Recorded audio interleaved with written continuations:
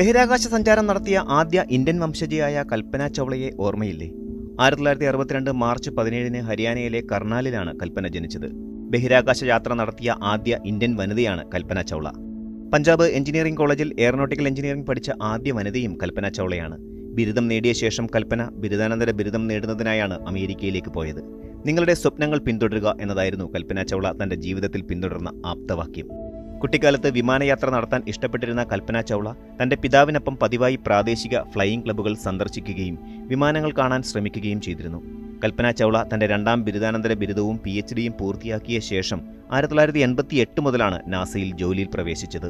ജീവിതത്തിൽ 2 തവണ ബഹിരാകാശത്തേക്ക് പോകാൻ അവസരം ലഭിച്ച ആദ്യ ഇന്ത്യൻ വനിതയാണ് കൽപ്പന ചൗള. നാസയുടെ STS-87 എന്ന ബഹിരാകാശ ദൗത്യത്തിന്റെ ഭാഗമായിരുന്നു കൽപ്പന ചൗളയുടെ ആദ്യ ശൂന്യാകാശ യാത്ര. 1977 കൊളംബിയ സ്പേസ് ഷട്ടിലിലായിരുന്നു കൽപ്പന ചൗളയുടെ ആദ്യ ബഹിരാകാശ യാത്ര. ആ ദൗത്യത്തിൽ അവർ മിഷൻ സ്പെഷ്യലിസ്റ്റായും പ്രൈമറി റോബോട്ടിക് ആം ഓപ്പറേറ്ററുമായിട്ടായിരുന്നു പ്രവർത്തിച്ചത്. ആദ്യ യാത്രയിൽ 375 മണിക്കൂറുകളോളം കൽപ്പന ബഹിരാകാശത്ത് ചെലവഴിച്ചു. കൽപ്പന ചൗളയുടെ ബഹിരാകാശത്തേക്കുള്ള രണ്ടാമത്തെയും അവസാനത്തെയും യാത്ര STS-107 2003 ജനുവരി 16 ആ യാത്ര. മറ്റ് 6 പേർക്കൊപ്പമായിരുന്നു STS-107 കൊളംബിയ വാഹനത്തിൽ ബഹിരാകാശത്തേക്കുള്ള കൽപ്പനയുടെ യാത്ര. ബഹിരാകാശത്തിൽ അനുഭവപ്പെടുന്ന ഭാരമില്ലായ്മയെ പറ്റിയുള്ള ഗവേഷണമായിരുന്നു അവരുടെ ദൗത്യം. ബഹിരാകാശ ഗവേഷകരുടെ സുരക്ഷയ്ക്ക് വേണ്ടിയായിരുന്നു നാസ ഈ പഠനം നടത്തിയത്. ആദ്യ ബഹിരാകാശ യാത്രയിലെ മികവിനെ തുടർന്നാണ് 2ാം തവണയും ബഹിരാകാശ സഞ്ചാരത്തിന് കൽപ്പനയ്ക്ക് അവസരം ലഭിച്ചത്.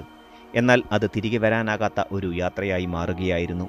17 ദിവസത്തെ ഗവേഷണങ്ങൾക്ക് ശേഷം 2003 ഫെബ്രുവരി 1 ഫ്ലോറിഡയിലെ കെനഡി സ്പേസ് സെന്ററിൽ തിരിച്ചിറങ്ങാൻ മിനിറ്റുകൾ മാത്രം ബാക്കിയുള്ളപ്പോൾ കൊളംബിയ ചിന്നിച്ചിതറുകയായിരുന്നു.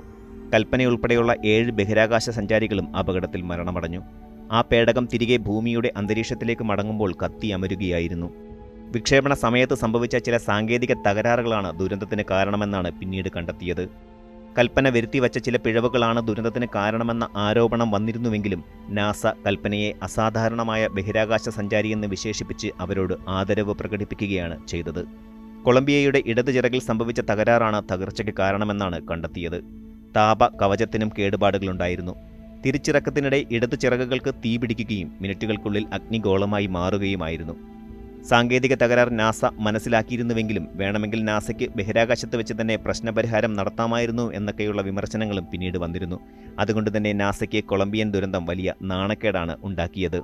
STS-107 ദൗർഭാഗ്യകരമായ അപകടത്തിൽ കൽപ്പന ചൗളയും മറ്റ് 6 ക്രൂ അംഗങ്ങളും മരണമടഞ്ഞതിനെ തുടർന്ന് ബഹിരാകാശ വാഹനമായ കൊളംബിയയുടെ ദൗത്യം വർഷങ്ങളോളം നിർത്തിവച്ചിരുന്നു. ആദ്യ ദൗത്യത്തിൽ കൽപ്പന ചൗള ഇന്ത്യൻ പ്രധാനമന്ത്രി IK ഗുജറാളുമായി സംസാരിക്കുകയും ബഹിരാകാശത്ത് നിന്ന് പകർത്തിയ ഹിമാലയത്തിന്റെ ചിത്രങ്ങൾ കാണിക്കുകയും ചെയ്തിരുന്നു. മരണാനന്തരം കൽപ്പന ചൗളയുടെ സംഭാവനകൾക്ക് ഇന്ത്യൻ സർക്കാരും US സർക്കാരും നിരവധി മെഡലുകളും അവാർഡുകളും അംഗീകാരവും നൽകിയിരുന്നു. 1983 അവർ തന്റെ ജീവിത പങ്കാളി ജീൻ പിയറി ഹാരിസനെ വിവാഹം കഴിച്ചത്. ഹരിയാനയിലെ ഒരു സാധാരണ ഗ്രാമത്തിലാണ് ജനിച്ചു വളർന്നതെങ്കിലും പഠനത്തിനായി അമേരിക്കയിലെത്തിയ ശേഷം അവർ US പൗരത്വം സ്വീകരിക്കുകയായിരുന്നു. തികഞ്ഞ സസ്യാഹാരിയായിരുന്ന അവർക്ക് ആത്മീയത കലർന്ന സംഗീതത്തോടായിരുന്നു താൽപ്പര്യം. അവസാന യാത്രയിൽ കയ്യിൽ കരുതിയിരുന്ന സംഗീത ആൽബങ്ങൾക്കൊപ്പം രവിശങ്കറിന്റെ സിത്താർ ഈണങ്ങളുമുണ്ടായിരുന്നു. പക്ഷി നിരീക്ഷണം, വിമാനം പറത്തൽ, വായന തുടങ്ങിയവയായിരുന്നു കൽപ്പനയുടെ ഇഷ്ടവിനോദങ്ങൾ.